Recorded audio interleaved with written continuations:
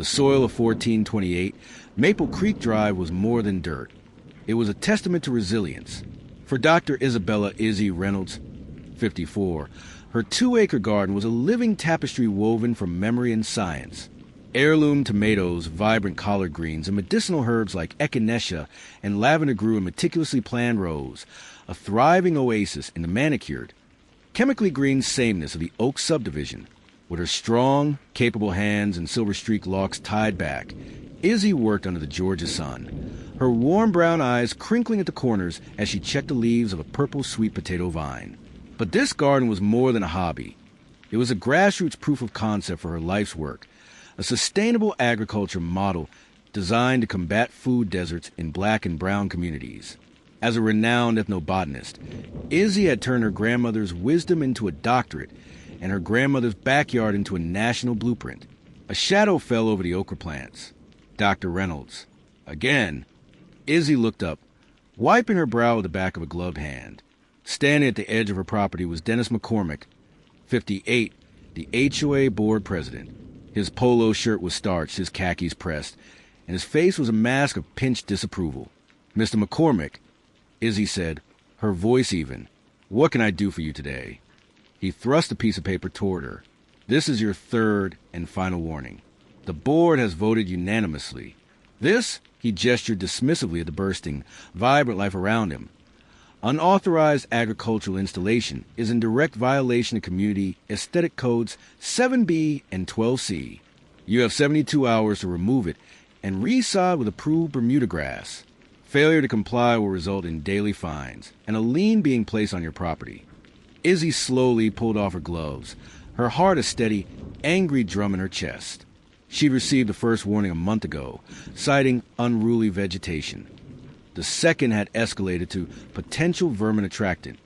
Now it was an installation to be removed. "These codes are subjective, Dennis," she said, her tone firm but calm. "My lawn is healthy. My garden feeds my family and half the church. It's a model of sustainability, not an eyesore." "Sustainability isn't in the covenants," McCormick sniffed, his eyes cold. "Uniformity is. We have standards to uphold. This isn't a rural farm.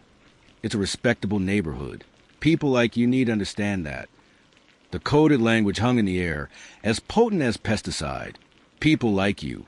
It was the same refrain she'd heard when she first moved in, the subtle resistance to a single, professional black woman claiming her space. "What people are those, exactly?" Izzy asked, her gaze unwavering. McCormick's lips tightened. "People who refuse to follow the rules. You have 72 hours. I suggest you use them to get with the program." He turned on his heel and marched back to his golf cart, leaving Izzy standing in the soil her grandmother's generation had worked as sharecroppers. The irony was a bitter pill. They'd fought to own land, and now she was being told how to use the land she owned. That evening, her kitchen was a war room. Her 22-year-old niece, Chloe, a sharp journalism major, was fuming as she scanned the HOA bylaws on her laptop. "Aunt Izzy, this is blatant. They're using aesthetic codes as a weapon. Look, the Hendersons have a plastic pink flamingo, and the Smiths have a rock garden that looks like a grave site. No citations." Izzy's best friend, Marcus, a burly landscaper in his 50s, leaned against the counter. "It's not about the grass, Izzy. It's about control. Your garden is too black, too powerful, too you for their taste." Izzy scrolled through her phone, stopping on an email she received weeks ago, one she dismissed as too good to be true. It was from a producer at CNN, informing her she was the leading nominee for the Champion of Change Award, a nationally televised honor celebrating Americans revolutionizing their communities. "They want to fight," Izzy said, a slow, determined smile spreading across her face. "Then let's give them one they'll never forget." She opened her laptop and began typing a response to the CNN producer, detailing her work and the very immediate threat it was under. The next day, Izzy appealed the violation at the monthly HOA meeting. The community hall was packed, a sea of mostly white, mostly disapproving faces. McCormick presided from the head table, gavel in hand. "The board's decision is final, Dr. Reynolds," he stated, cutting off her presentation on soil health and food sovereignty. "We are not interested in your political agenda. This is about property values. A few residents murmured in agreement, but then a retired white man named Mr. Gable stood up. "My wife and I think Izzy's garden is beautiful," he said, his voice shaky but clear. "She gave us tomatoes when I was sick. You're being unreasonable, Dennis." The room erupted into arguments. As McCormick banged his gavel for order, a sleek sedan pulled into the parking lot. A woman with a sharp bob and a determined expression stepped out, followed by a cameraman shouldering a professional rig. Chloe, watching from back, grinned and pulled out her phone to live stream. McCormick, seeing the camera, paled. "What is the meaning of this?" "No filming allowed." The woman with the sharp bob entered the hall, her voice cutting through the chaos. "Monica Chen, CNN. We're here for Dr. Isabella Reynolds. We understand she's being honored tonight." A stunned silence fell. All eyes turned to Izzy, who stood, back straight, a queen in her own right. McCormick sputtered. "Honored? She's being fined." Monica Chen smiled, a brilliant televisual smile. "Not according to our viewers. We're here to present her with the Champion of Change Award, live on national television, for turning this very neighborhood into a model for food justice." The HOA board was frozen, their authority evaporating under the glare of the studio lights. But as the CNN crew began to set up, Izzy noticed Dennis McCormick on his phone in the corner, his face not just angry but calculating. He wasn't defeated. He was regrouping. The CNN spotlight had faded, leaving behind a charged silence in the Oaks. Dr. Isabella Izzy Reynolds, 54, stood in her living room, the gleaming Champion of Change award resting on her mantle, a stark contrast to the formal condemnation notice she held in her hand.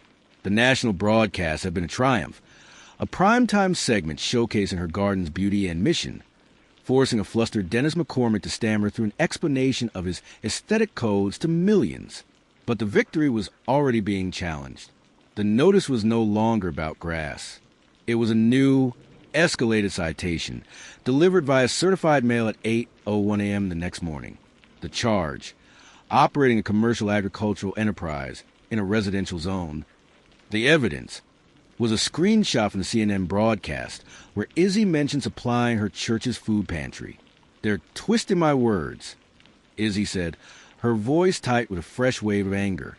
Her silver-streaked locks were tied back, but her warm brown eyes, usually so full of light, were shadowed with frustration. "Help in my community is not a commercial enterprise." Her niece, Chloe, 22, was already deep in a digital counteroffensive, her laptop glowing on the kitchen table.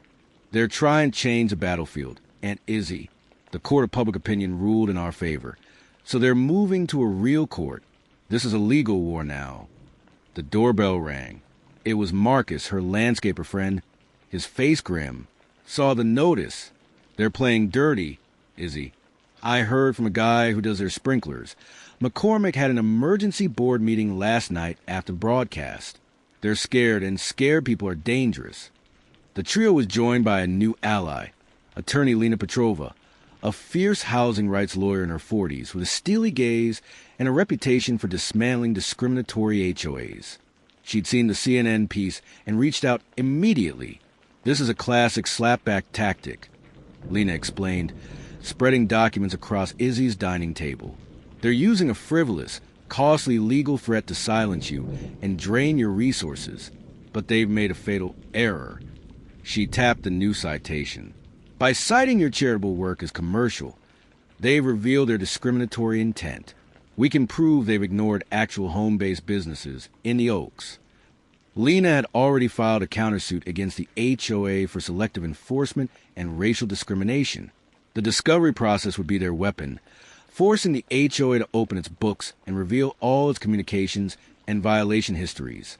The following days became a tense chess match.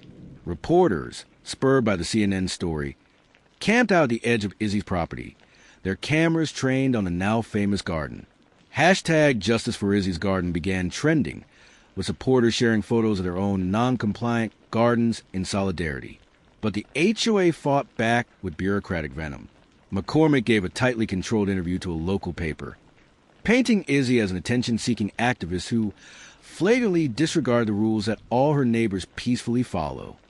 Anonymous flyers appeared in mailboxes, warning that Reynolds' radical agenda would cause property values to plummet. The tension came to a head at the next county zoning board hearing, where the HOA was appealing for an emergency injunction to have the garden destroyed. The room was packed, a microcosm of the national debate. McCormick and the board's lawyer presented their case, pointing to blown-up photos of Izzy's garden labeled Urban Blight. Then Lena Petrova stood. "Your Honor, the HOA's case is not only baseless, it is built on a foundation of bias." She began presenting evidence. Records showing the board had never cited a white homeowner for a lucrative Etsy business run from their garage, or for a weekly yoga class held in another's backyard. She presented the anonymous flyers as evidence of a hostile, racially charged campaign. The HOA lawyer objected, but the damage was done. The zoning board, looking uncomfortable under the glare of the media, denied the injunction, stating the matter was a civil dispute. It was a victory, but a fragile one. As the crowd dispersed, a weary Izzy gathered her papers. Dennis McCormick approached her, his face a cold mass of fury, his voice a low, venomous whisper meant only for her. "You may have won this round, Doctor," he hissed, "but you've made a powerful enemy. You think this is about a few vegetables? You have no idea what's really at stake here." Before Izzy could respond, Chloe ran up, her face pale, holding out her phone. "And Izzy, the garden." On the screen was a live news alert. The footage showed Izzy's garden under the cover of night, illuminated by a camera's night vision. Figures in dark clothing were moving through the rows, not harvesting, but spraying something from canisters onto the vibrant plants. The leaves of the heirloom tomatoes and collard greens were already beginning to curl and blacken. Someone had just poisoned her garden. The pre-dawn air, usually fragrant with damp earth and blooming herbs, carried the acrid, chemical tang of death. Dr. Isabella Reynolds, 54, stood at the edge of her 2-acre sanctuary, her hand trembling as she reached out to touch a collard green leaf. It was limp, already curling inward, its vibrant green skin mottled with black spots. The destruction was systematic, malicious. Rows of heirloom tomatoes, purple sweet potatoes, and medicinal echinacea were all wilting, poisoned by a herbicide that had scorched the very soil they grew in. The garden, her grandmother's legacy and her life's work, was dying before her eyes. Tears of pure rage welled in her warm brown eyes. But she did not let them fall. Behind her, a chorus of gas erupted from the small crowd that had gathered, neighbors, reporters, and her niece Chloe, who was live-streaming the devastation, her voice cracking as she described the scene to a growing online audience. "This isn't a violation notice. This is an act of terrorism," Marcus, her landscaper friend, growled, kneeling to examine the soil. "This is a professional-grade herbicide. This wasn't kids with a spray bottle." The police were there, taking notes with a frustrating lack of urgency. It was, they suggested, an unfortunate case of vandalism. But Izzy knew better. This was Dennis McCormick's counterattack. His whispered threat echoed in her mind. "Asterisk, you have no idea what's really at stake here." Asterisk, attorney Lena Petrova arrived, her sharp gaze taking in the scene with cold, analytical fury. "This changes everything," she stated, pulling out her own phone to document the damage. "We're no longer just fighting a civil suit. This is criminal trespass, destruction of property, and now, given the national profile, we can argue it's a hate-motivated crime. The gloves are off." The public outcry was immediate and deafening. Hashtag Who Poisoned Izzy's Garden exploded across social media, dwarfing the previous hashtag. The story was picked up by national news outlets again, but this time the tone was one of outrage. Donations flooded into a legal defense fund set up by Chloe, along with messages of support and seeds from gardeners across the country. But Izzy was done playing defense. The poison had forged anew, steely resolve within her. This was no longer just about saving her garden. It was about exposing the rot at the heart of the oaks. "Lena, we need to push the discovery process. Now," Izzy insisted, her voice quiet but ironclad. "I want every email, every text message, every financial record that board has ever produced." McCormick said this wasn't about vegetables. "I want to know what it is about."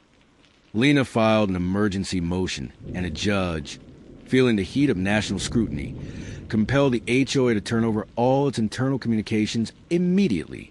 The breakthrough came not from a legal document, but from an unlikely source. Mr. Gable, the retired man who had defended her at the meeting. He showed up at Izzy's door that evening, looking nervous but determined. "I can't stay quiet, Izzy," he said, his hand shaking as he handed her a USB drive. "My son is on the HOA's architectural committee. He found this on the shared server. He's too scared to come forward himself, but I'm not." That night, in her kitchen-turned-war room, Izzy, Chloe, Lena, and Marcus pored over the files. They found more than just racist rants about Izzy's garden. They found a trail of financial records, property transfers, and emails between McCormick and a shell corporation called Greenleaf Development. "Look at this," Lena said, highlighting a series of emails. "Every time a minority family or an undesirable homeowner has been pressured out of the Oaks through fines or harassment, their property has been bought within weeks by Greenleaf, well below market value." Marcus cross-referenced the addresses with county records. "They're assembling a land parcel," he realized, his eyes widening. "They're not just being racist for fun. They're clearing out these specific lots to sell one large, consolidated piece of land to a developer for a massive profit. Your garden, Izzy, is the last holdout. You're sitting on the centerpiece of their multi-million-dollar deal." The pieces snapped into place with the force of a thunderclap. The garden wasn't just an eyesore. It was a roadblock. Its very existence, its national fame, made their secret land grab impossible. They couldn't sell a tranquil new development with a nationally televised social justice battle raging at its heart. They had the motive. They had the evidence of a coordinated campaign of harassment. But they still needed to prove who physically carried the poison. As they debated their next move, Chloe, who had been monitoring the neighborhood security camera feeds they'd installed after the CNN story, let out a sharp gasp. "I've got him," she whispered, turning her laptop around. The grainy black and white footage from a camera mounted on Mr. Gable's garage clearly showed a figure in a hoodie sneaking into Izzy's garden in the dead of night, a large chemical canister in hand.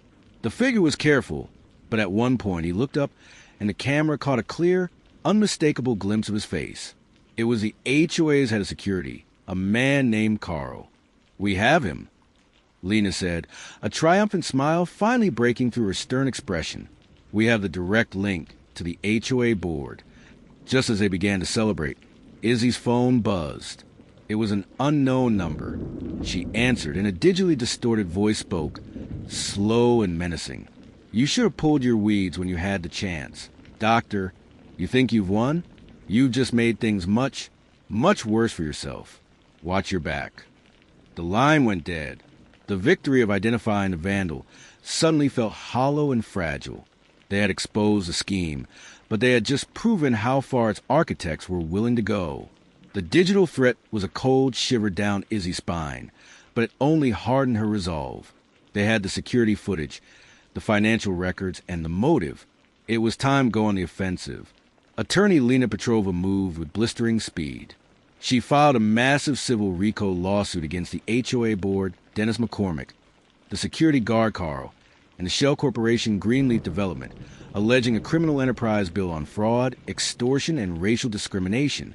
Simultaneously, she handed over the evidence to the district attorney, who, under intense public pressure, opened a criminal investigation. The fallout was swift and brutal for the HOA. Dennis McCormick was suspended as president pending the investigation. Carl, the security guard, was arrested on charges of criminal trespass and destruction of property. The local news cycle was a deluge of exposes, with reporters digging into Greenleaf Development's shadowy dealings across the county. But a cornered snake is at its most dangerous. The anonymous threats escalated. Izzy's social media was flooded with vile, racist messages. A rock was thrown through her living room window with a note tied to it. "Know your place." The police put a patrol car on her street, but the sense of siege was relentless. It was Marcus who noticed the real danger. "They're not just trying to scare you, Izzy. They're trying to isolate you." He pointed out that the supportive neighbors, like Mr. Gable, were now receiving harassing letters about supposed code violations on their own properties. The message was clear. Stand with Izzy and you're next. The community began to fracture under the pressure. The solidarity that had blossomed after the poisoning began to wither. The HOA strategy was no longer about winning in court. It was about making the cost of victory so high that Izzy would break. The breaking point came on a rainy Thursday evening. Izzy was working late, rejuvenating the poisoned sections of her garden with clean soil and donated seedlings, an act of defiance in itself. Chloe was inside, compiling a digital timeline of the conspiracy for the lawyers. A loud crash from the side of the house made them both jump. It wasn't a rock this time. It was a fire brick, wrapped in a gasoline-soaked rag that now smoldered on the damp lawn. Attached was a final, typewritten note. Asterisk, last warning. Drop the lawsuit and sell. Or next time, we won't miss the house. Asterisk, this was no longer harassment. This was attempted arson. This was a direct threat on their lives. Shaken but unbowed, Izzy knew they needed an unbreakable alibi and a platform too bright for the shadows to touch. Lena devised a plan. We're not hiding. We're doubling down. We're going to make your garden the most watched, most public piece of property in America. The following morning, a team arrived. With the Legal Defense Fund money, they installed a state-of-the-art security system, motion-activated floodlights, panic buttons, and multiple high-definition cameras that live-streamed every inch of the garden to a public YouTube channel.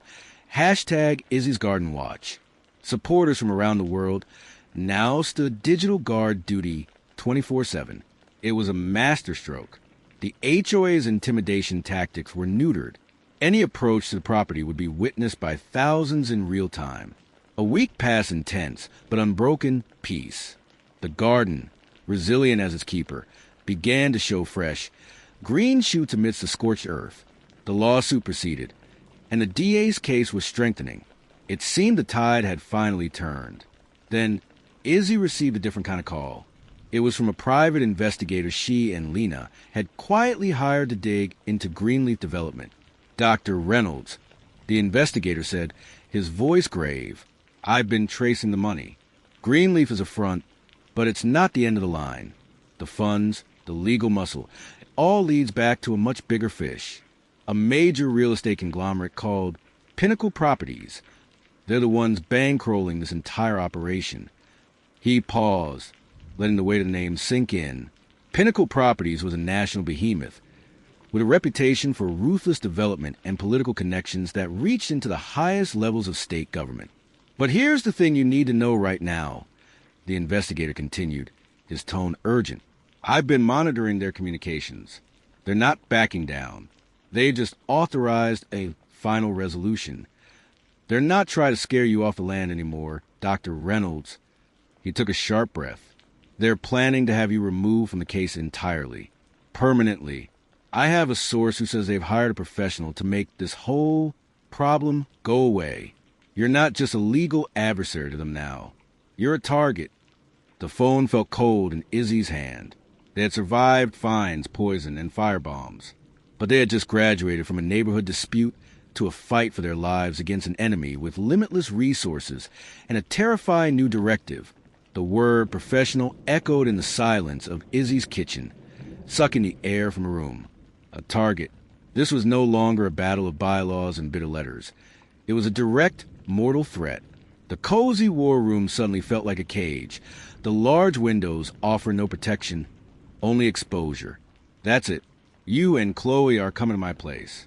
Now, Marcus said, his voice leaving no room for argument. His brow was furrowed, his large hands clenched into fists. Attorney Lena Petrova, her face a mask of grim focus, was already on her phone. I'm calling my contacts at the FBI. A credible threat from a corporate entity moves this into their jurisdiction, but it will take time. Time we might not have, Izzy whispered, her gaze drifting to her garden, where new life stubbornly pushed through the poisoned soil. It was a symbol of her fight, but now it felt like a bullseye. They moved to Marcus's secluded house on the outskirts of the county, a fortress of sorts with a clear line of sight in every direction.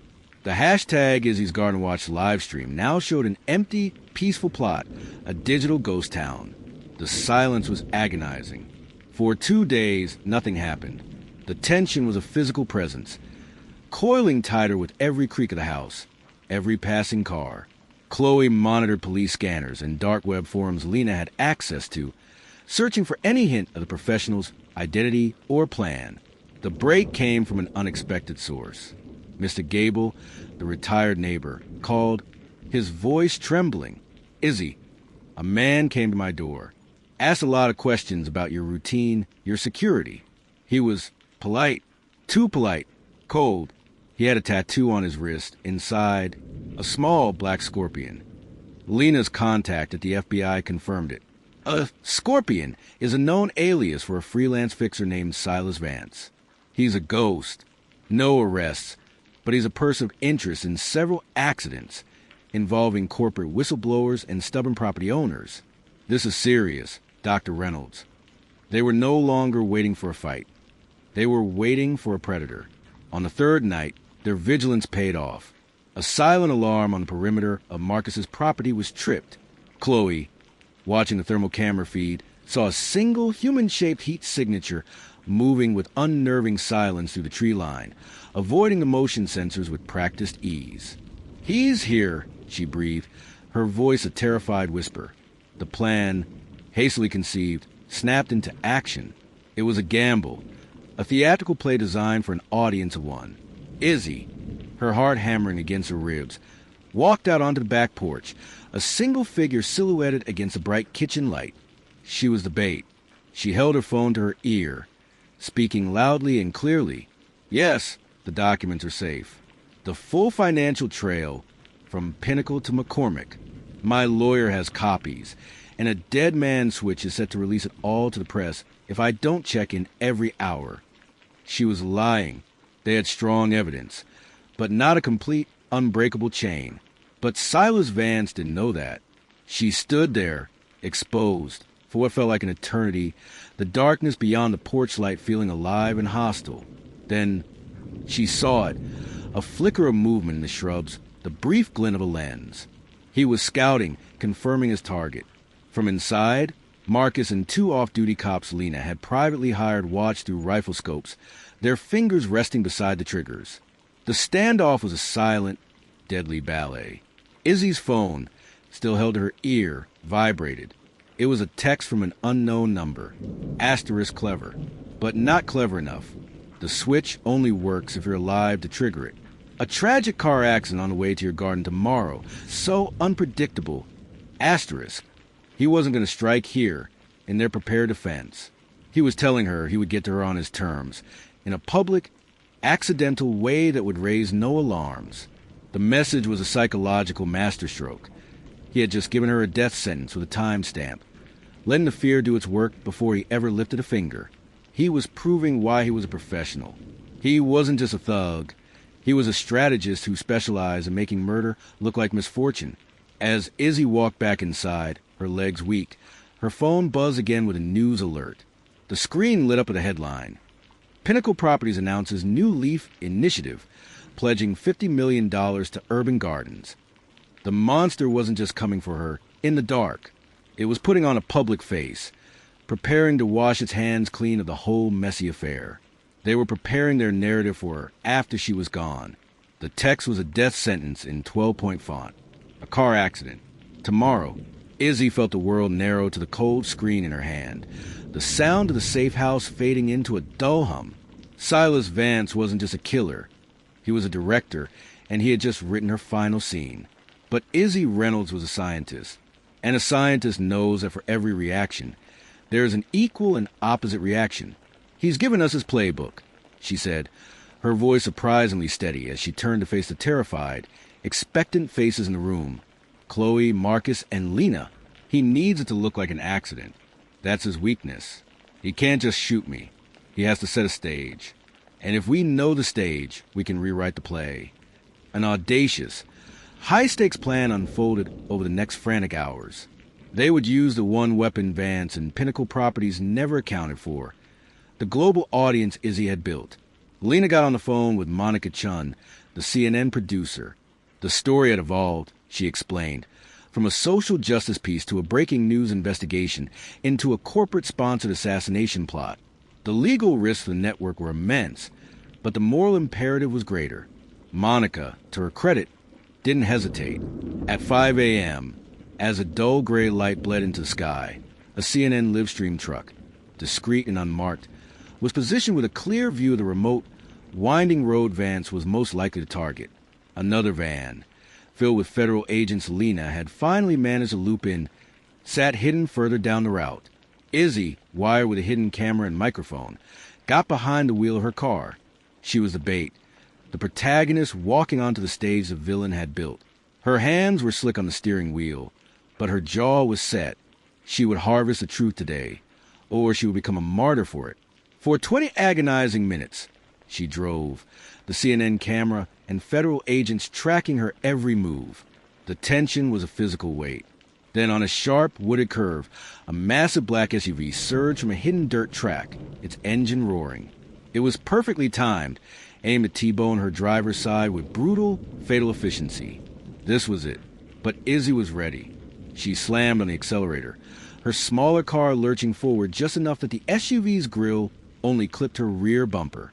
The impact was still violent, a scream of tearing metal that sent her car spinning across the asphalt. Dazed, she looked up.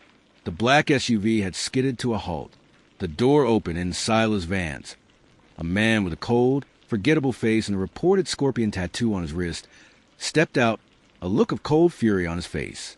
This wasn't part of his clean script. He started walking toward her wrecked car, his intent clear. If the accident didn't kill her, he would finish the job. He never made it.